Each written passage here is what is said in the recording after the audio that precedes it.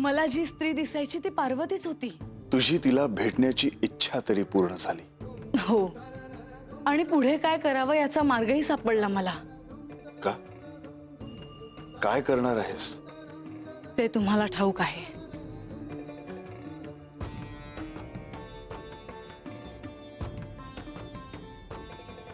ह्याचा अर्थ असा की अजूनही तू बानूला जेजुरी बाहेर काढण्याच्या विचारात आहेस। हो, आणि तुम्हाला माझं ऐकावं लागेल।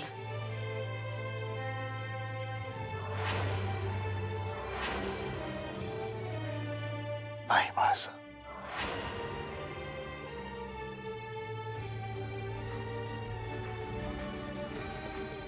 मी तिला असं नाही सोडून देऊ शकत। माझा तिच्याशी विवाह झाला आहे। माझ्याशी तुमचा विवाह झाला आहे। विवाहात तुम्ही मला वचन दिले आहे, आणि माझ्या सुखासाठी तुम्हाला हे करावंच लागेल। मासा, मला वाटलं पार्वतीची भेट झाल्यावर तुझा विचार करण्यामध्ये बदल झाला असेल, पण नाही। तू आहे तशीच आहेस। तुला बदल नको आहे। पण मासा, जर तू अशीच राहिलीस तर बानू तुझ्या पुढे पुढे जात राहील आणि स्वतःचे स्वरूप समजून घेण्यामध्ये यशस्वी होईल। तुम्हाला हेच हवं आहे बहुतेक। मासा, तू अशीच वागणार आहेस का? आणि तसं असेल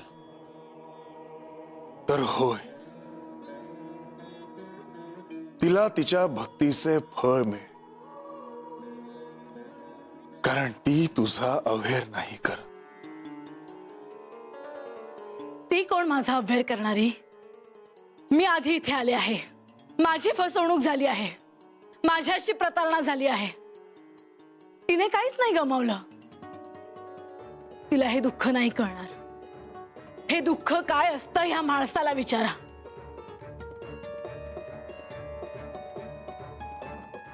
माणसा, हा हट्ट सोडून दे, कारण त्याचा त्रास तुलाच होईल। नाही, एक ना एक दिवस तुम्हाला माझं ऐकावंच लागेल। माणसा, तू स्वतःवर संकट ओढून घेत आहेस। चालेल मला। आता मला कशाची पर्वा नाही। मला काय करायचं आहे हे मला चांगलंच ठाऊक आहे।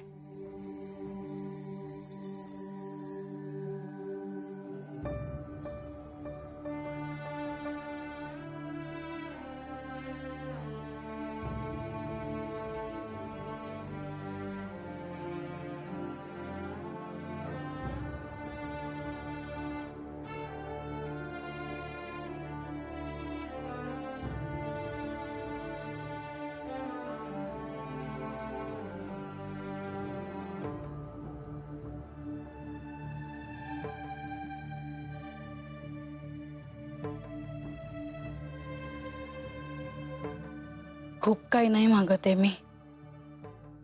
खूप साधं सोपं आहे ते। विचार करा।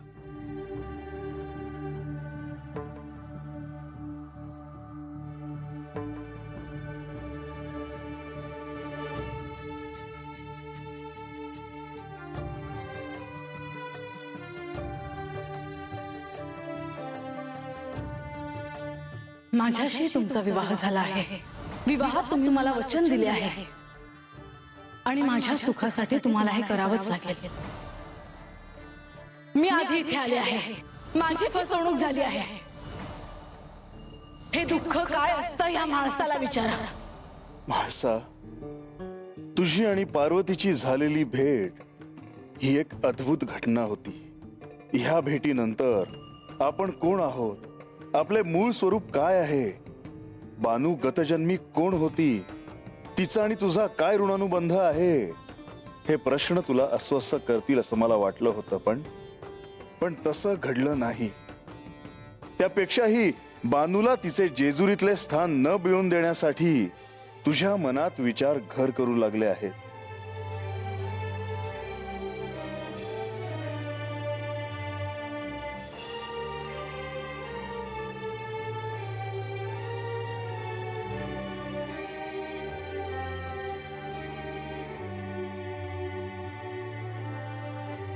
हे देखील ह्या मनुष्य जन्माचे भोग आहेत। म्हासा, यातून तुझी देखील सुटका नाही हे मला कळतं आहे,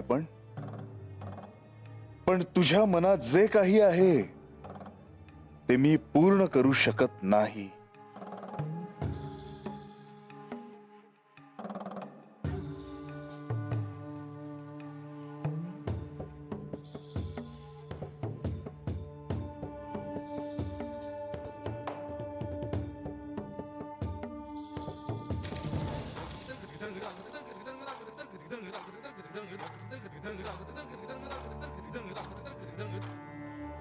देवा,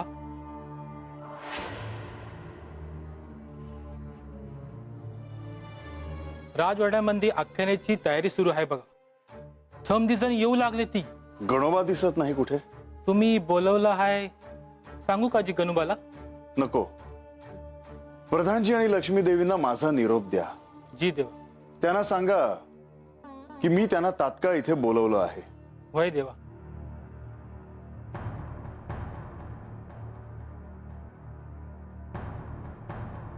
आता प्रधानजी आणि लक्ष्मी देवींशी ह्या विषयावर बोलणं आवश्यक आहे।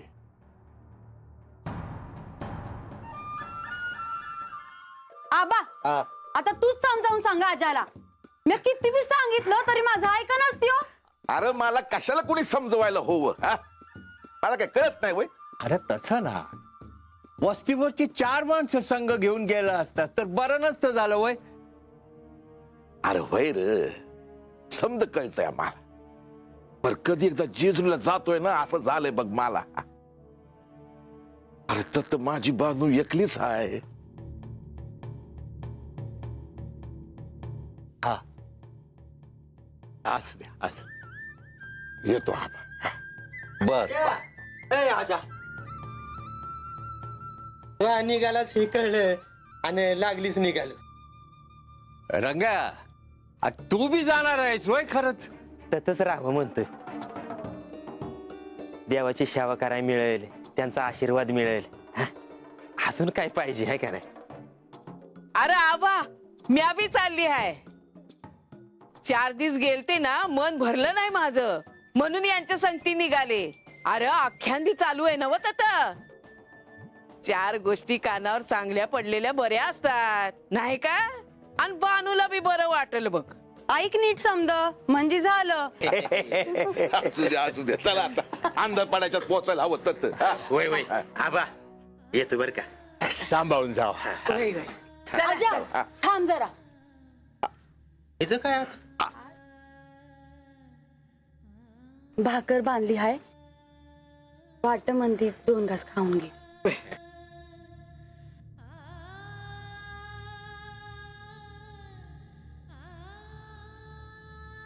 तू बानू संग नाहीस याचा म्या कधी विचारच केला नव्हता बघ। काळजी घे पोरी, हं? बानूला सांग मी सांगावा धाडन। वय, ए आजा, अरे बाबा निघायचं का आता? वय, चल चला चला चला।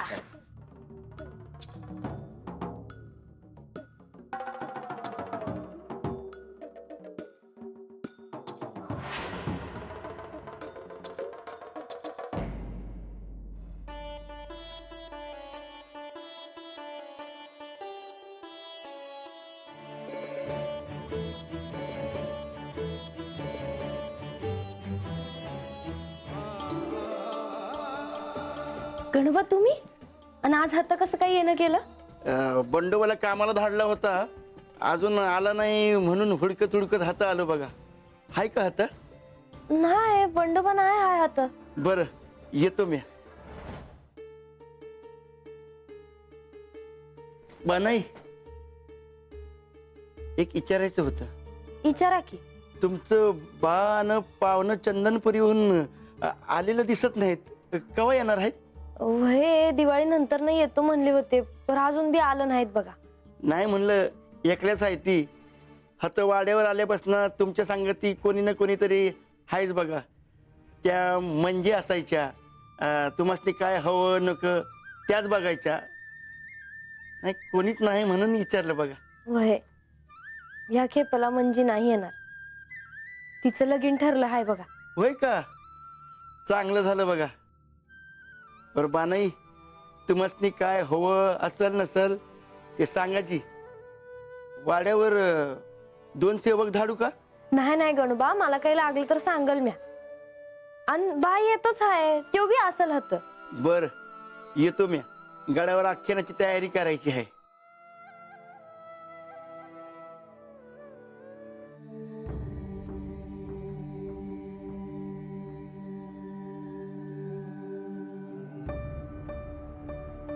ओम एहि सूर्यदेव. ओम आदित्याय नमः. ओम नमो भास्कराय नमः.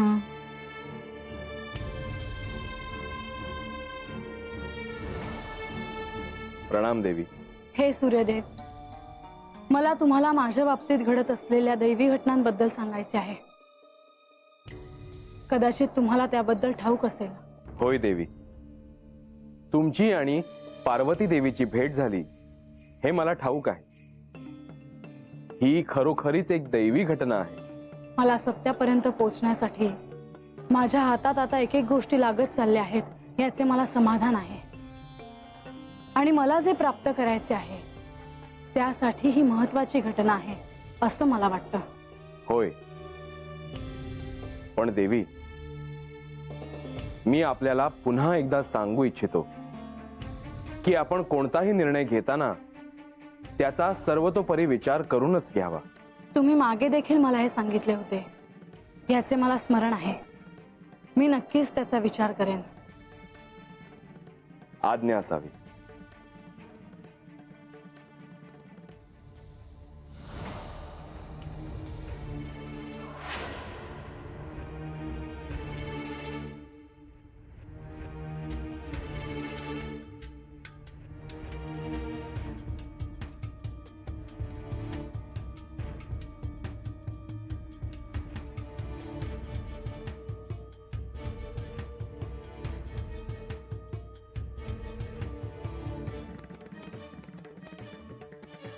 हे काय, तू अजून इथेच? आज आख्यानाला जायचं नाही वाटतं? जायचं तर आहे, पण त्याआधी मला नारद मुनींशी बोलायचे आहे. त्यांना भेटायचे आहे. मुनीवर? पण ते काही अजून गडावर आलेले दिसत नाहीत. गडावर त्यांचे आगमन झाले आहे लतिका. आख्यानाआधी मला नारद मुनींना भेटायचे आहे. त्यांना काहीतरी विचारायचे आहे. काय विचारायचंय तुला?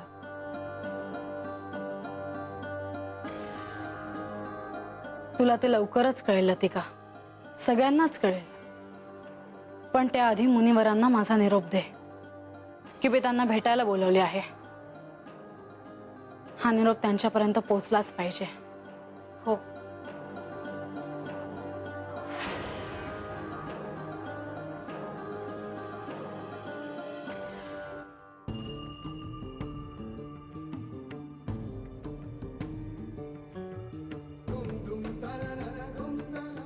देवा, तुम्ही तात्काळ भेटायचा निरोप पाठवलात?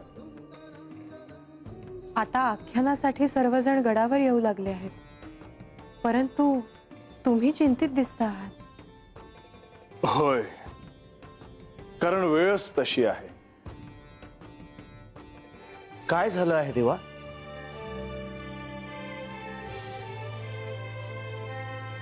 प्रधानजी, लक्ष्मी देवी, अखेर म्हाळसेची आणि पार्वतीची भेट घडली.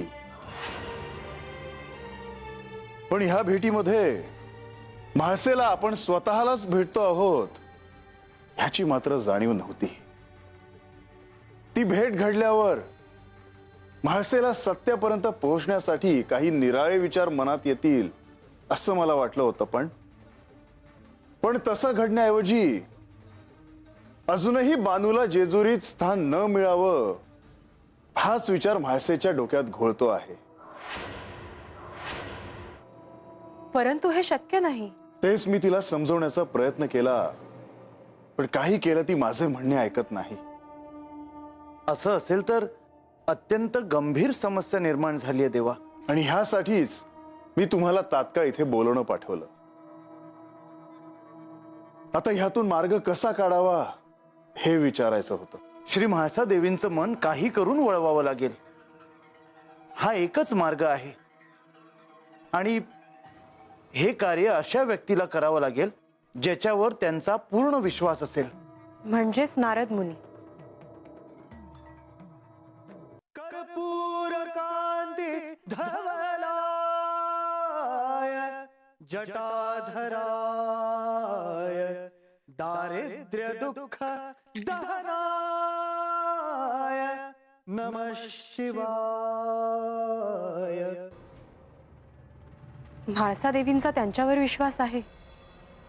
परंतु नारद मुनी हे कार्य करतील?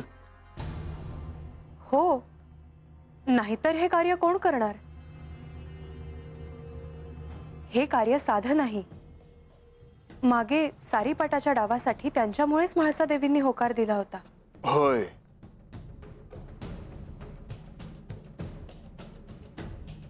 पण ते जेव्हा म्हाळसेला कळलं तेव्हा नारद मुनींना म्हाळसेच्या क्रोधाला सामोरं जावं लागलं होतं. सारीपाटाच्या डावाची मूळ कल्पना तुमचीच का? होय. आता शिक्षेसाठी तयार व्हा. नारद मुनींना हीच शिक्षा आहे की त्यांनी हा गड सोडून जायचे नाही.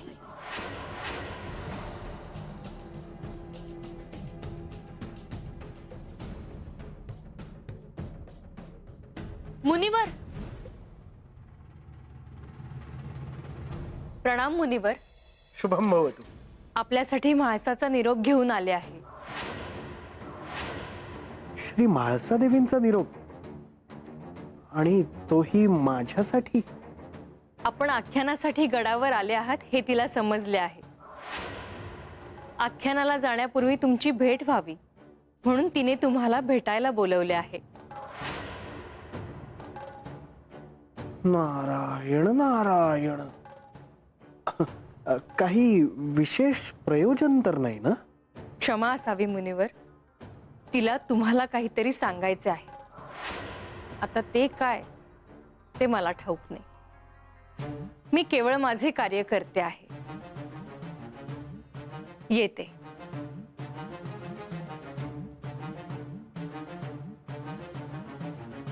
नारायण नारायण. श्री म्हाळसा देवींना नक्कीच काहीतरी महत्वाचे सांगायचे असणार. त्याशिवाय ते अशा तडकाफडकी भेटायला बोलवणार नाही. त्यांच्या बाबतीत घडलेल्या प्रसंगानंतर काही प्रश्न तर त्यांच्या मनात नसतील ना? आणि त्या प्रश्नांची उत्तरं मिळवण्यासाठी त्यांनी मला बोलवलं नसेल ना?